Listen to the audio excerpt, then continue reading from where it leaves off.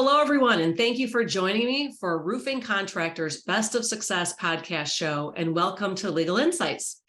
I'm Jill Bloom, group publisher of Roofing Contractor, and always honored to welcome our legal expert, Trent Cotney, partner with Adams and Reese. Trent, thank you so much for joining me. Hey, Jill, it's good to see you again. So, one thing that's been big in the news I've seen over the last couple of weeks, Trent, is this train derailment in Ohio. And when you look at not just that in East Palestine, but it seems like there's been other trains that have derailed throughout the country for different reasons. And I don't know if it's one of those things where it's like you don't realize if when you're looking at a new car, you don't realize how many of those cars are out there until you actually have that car. Or now there's just this big train derailment. Now you don't realize how many train derailments are happening until you see that, all of a sudden everyone's paying attention or it's out there in the news. But, when it comes to safety and it comes to how do you protect your workers, there's a lot going on there. There's a lot to unpack. It's not just about Ohio. There's things happening everywhere. How do you help train your people or prepare them for a safety situation, something like this, especially when you're talking about chemicals?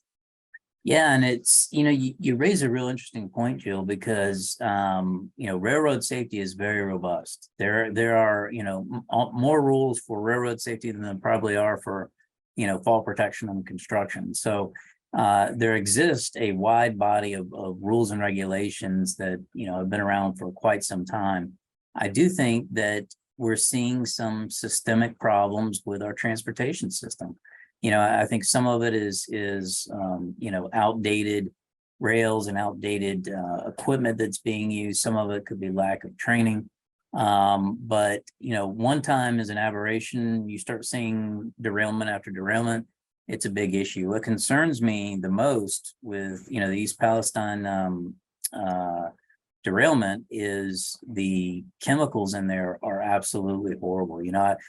I didn't really know the extent of everything until I went online and looked at all the different chemicals that were in there. I mean, you're talking about everything from, benzene to you name it. They're all cancerous causing type chemicals, or the vast majority of them are. So what workers need to understand is immediately there's PPE requirements for hazardous. All of this falls within hazardous waste, hazardous chemicals.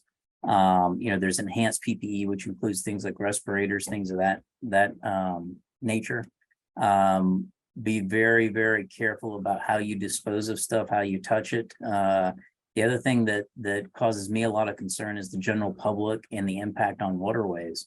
One of the biggest issues that we've seen in the past with environmental issues is not just the immediate impact, but the spread of those chemicals throughout the air, through the water.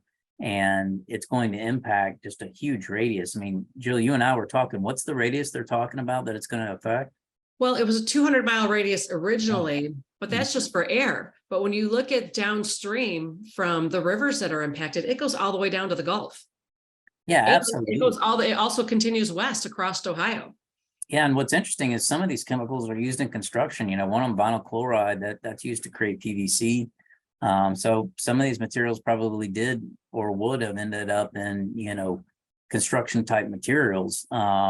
Don't think that this derailment will have a huge impact one way or the other on output, but from an environmental standpoint, it's a disaster. And I think, the fact that they had to do a controlled burn, releasing a lot of that in the air, shows how concerned they were with regard to the migration, both in the ground and groundwater.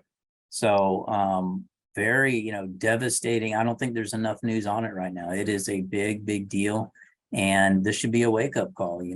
I don't know all the ins and outs of why it happened, but I certainly would want to look at everything from, our current infrastructure to the training to whatever, because you can't have stuff like this happen. It is, you and I were talking, it reminds me of, I remember, at home watching the news when 3 Mile Island happened, and it's the same kind of thing.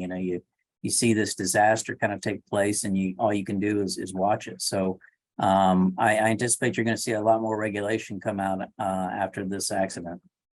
Oh, I hope, right? It looks so frightening for sure. And so where do contractors go if they need to get the correct PPE, or where can they check to make sure that they have the correct PPE? Sure. I started OSHA.gov, right? OSHA.gov is a great resource. It's OSHA's main website. And on that website, there are a lot of guidelines that are written in plain English, but you can also find the actual code of federal regulations that go through the, various equipment that you would need, everything from respirators to the correct gloves to whatever it might be. So that's a great resource. There's also a tremendous amount of resources on, organizations and associations. NRCA does a tremendous job in updating everyone on the latest and greatest when it comes to OSHA. So I encourage everybody to go there or go to other associations that might have similar type information.